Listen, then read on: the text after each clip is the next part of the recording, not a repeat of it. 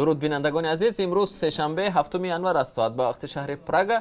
حالا فرصت فرا رسید که سرخطی موضوعهای برنامه خبری امروز رو برای شما اعلان کنم. شکل کامل این گزارش ها را در برنامه اخبار آزادی ساعت رسا یک در پخش مستقیم و هم ثبت آن را در صفحه آزادی ویدیو تماشا کنید.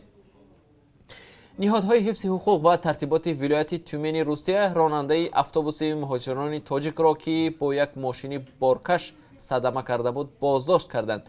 طبق اطلاع اخیر وزارت بهداشت همین ولایت در این صدمه 2 نفر هلاک و 9 نفر دیگر جراحت برداشتند.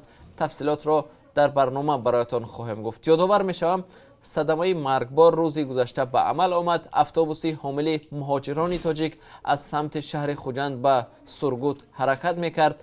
2 نفری هلاک شده راننده و مسافری ماشین بارکشانی محلی بودند. امروز در شهر تاشکند مسئله تعیین و علامتگذاری مرز تاجیکستان و ازبکستان نهایی می شود.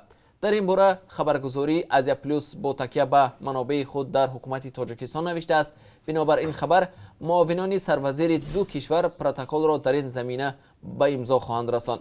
سازشنامه بین تاجیکستان و ازبکستان درباره تعیین و علامتگذاری قطعه‌های جداگانه مرز دولتی ضمن سفر دولتی پرزیدنت ازبکستان شوکت میرزیویف با دوشنبه در بهار سال 2018 به امضا رسیده بود. پارلمان تاجیکستان بعداً این سازشنامه را تصدیق کرد. طبق اطلاع رسمی طول مرز میان تاجیکستان و ازبکستان تقریباً 1400 کیلومتر است. فرمانده سپاه پاسداران انقلاب اسلامی ایران جنرال حسین سلامی روز 7 ینور در جمع آمده بخشیده به مراسم وداع با جنرال قاسم سلیمانی تهدید کرد که یک چند مکانی امریکایی را زیر آتش هدف قرار خواهند داد.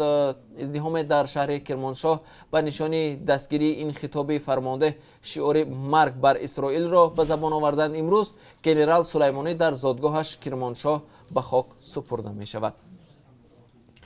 یک زن ساکن شهر نارک ادعا دارد که 3 پسرش در شعبه ملیسه ناحیه فردوسی شهر دوشنبه شکنجه شدند. به قول این زن پسرانش به گمان دست داشتن در قاچاق مواد مخدر از جانب میلیسه ها بازداشت شدند. بعد رهایی 2 نفر آنها در بدنشان آثار شکنجه دیده می شده است. مقامات این ادعای زن را رد می کنند. بانک ملی تاجیکستان از تشکیلات های خرد و فاند های قرضی طلب دارد که در مدت 3 ماه از سهم و یا اوراق گرانبهای خود در تشکیلات های مالیوی و یا شرکت ها دست کشند. بیننده ارجمند، در صورت نهایی شدن این مطلب ما در برنامه بعدی شما را با آن آشنا خواهیم کرد.